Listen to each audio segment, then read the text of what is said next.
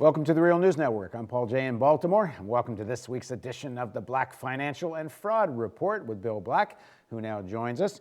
Bill is an associate professor of economics and law at the University of Missouri, Kansas City. He's a white-collar criminologist, a former financial regulator, and author of The Best Way to Rob a Bank is to Own One. Thanks for joining us, Bill.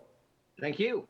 So I guess you've been looking at this results of the investigation by an international consortium of international journalists about offshore tax havens. Yeah, this is interesting. This has been one of the few areas that there's actually been some success. Obviously, this was not a governmental effort, but there have been several governmental efforts, U.S. with regard to some Swiss banks, and German tax authorities, and to some extent Swiss tax authorities, have gotten inside information. And now these investigative journalists have gotten supposedly over 1 million files on thousands of the world's wealthiest people, with estimates, of extraordinary amounts of money being kept in tax havens secretly, and typically in violation of law, and typically for an illegal purpose of evading taxes under their home laws. So usually this isn't a crime, of course, in the tax haven, but usually it is a crime, indeed a felony, in your home country.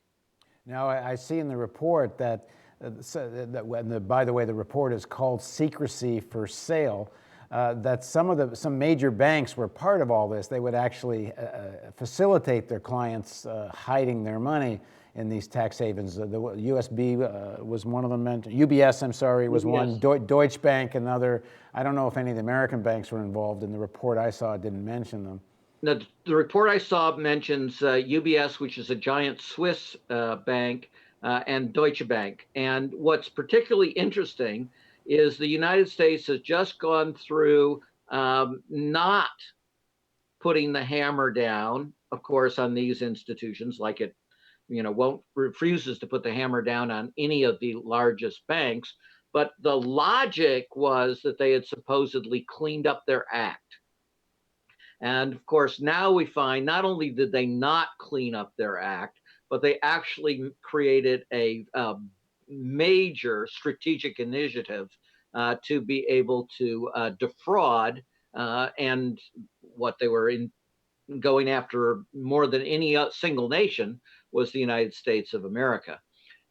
So, under Lanny Breuer Holder, again, we've been completely conned by these people. So that's one of the aspects of the story that should be embarrassing for the administration, but of course wasn't even mentioned in the story. A second thing that was intimated by the story is we're talking about the wealthiest, most politically powerful people in many of these countries. So the nation of Georgia, not the U.S. state, but the nation of Georgia, it's both the prime minister and the richest person in all of Georgia is prominent on the list. Good old Imelda Marcos's daughter, who is apparently a governor now in the Philippines, is on the list. Mark Rich, the notorious tax fraud, who was pardoned by Clinton to get money for his presidential library, his former wife is on the list. Top people in Russia under Putin are on the list. It's going to have significant consequences when they get the details about all of the nations of the periphery, where the powerful folks are demanding tax increases on the working class. And now it's going to turn out that simultaneously the most powerful people in many of these countries were doing everything possible to make sure that they paid next to nothing. In the way. Just to get a sense of the scale of this, in the Guardian newspaper's report about this, they quote a former McKinsey Group economist, that this might be $32 trillion hidden away. I mean, $32 trillion is bigger than I would guess almost every country's gross GDP, isn't it? GDP, isn't it? Oh, no, to give you an idea of scope, it is roughly twice the GDP of the United States of America, which by a considerable margin is the largest GDP in the world. And it's crazy. So this is, I guess everybody gets this. The point is they're putting this money, it's not getting taxed. And I suppose it's not only is it not getting taxed, but it's also partly a kind of laundering that takes place too, because the source of the funds also, I suppose, isn't being accounted for or inspected. So there are many different tax frauds going on, as you intimate. So one of the ways they get money into these tax havens is something called transfer pricing. So they get wherever the taxes are the lowest, they create sort of a shell operation, and then they purport that virtually all the profits of their whole huge global activities supposedly occurred in that one little place. And of course, there's next to no taxes on it. So, yes, in addition to individual tax evasion, this is massive corporate tax evasion. And it probably also has to do with all these estimates that there are massive amounts of cash sitting idle in the system because the highest return these people can get is fraud upon fraud upon fraud. So, again, it's the story. The largest financial institutions in the world, if these reports are true, like Deutsche Bank, like UBS, are criminal enterprise, shown to be criminal enterprises again, and they work hand in glove with other criminal enterprises who, again, tend to be the wealthiest, most politically powerful people in many different nations. And they have done this to such a tune that they've actually poisoned the global economy. They've actually made it incredibly dysfunctional. I don't see on the list of names in the reports I'm seeing very many Americans. There's a mention of Denise Rich, who was married to Mark Rich, who was the oil's commodity trader, speculator that was eventually pardoned by Clinton because of, I guess what it was, he broke sanctions in dealing with oil in Iraq. But I'm not sure she's actually based in the U.S. I know Mark Rich now lives in Switzerland. But are there many Americans involved, or does the fact that Americans have to declare global income on their American income taxes, does that take out Americans from such plays?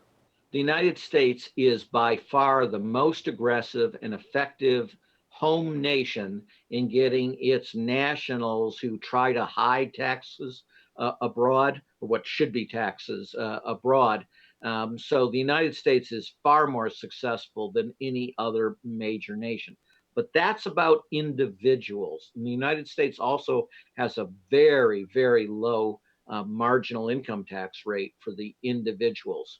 So we actually have less of the fraud in our individuals. But two things. One, we, of course, are ourselves a tax haven in terms of how Miami and Delaware operate and such.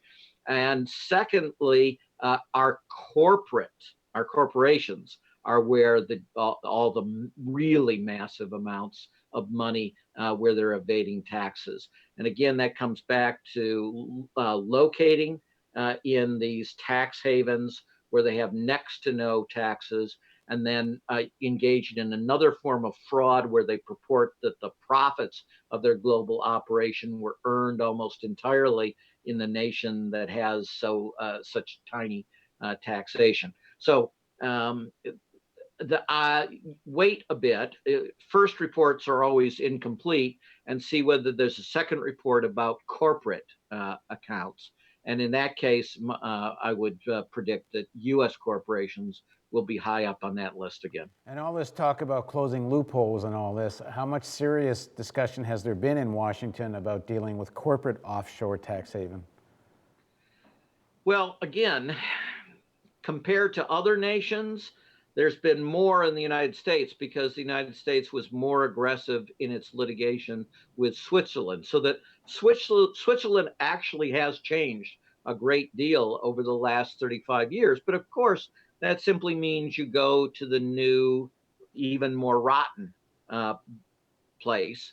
And what we've seen in these incredible disclosures about the City of London banks, HSBC and Standard Chartered, is that they were happy, eager to be money launderers to the world, and where they literally went to the most violent narco terrorists in Mexico and created a special relationship to launder their money. So they do figuratively, we've been talking about money and economics, but certainly figuratively, they have immense amounts of blood on their hands as well.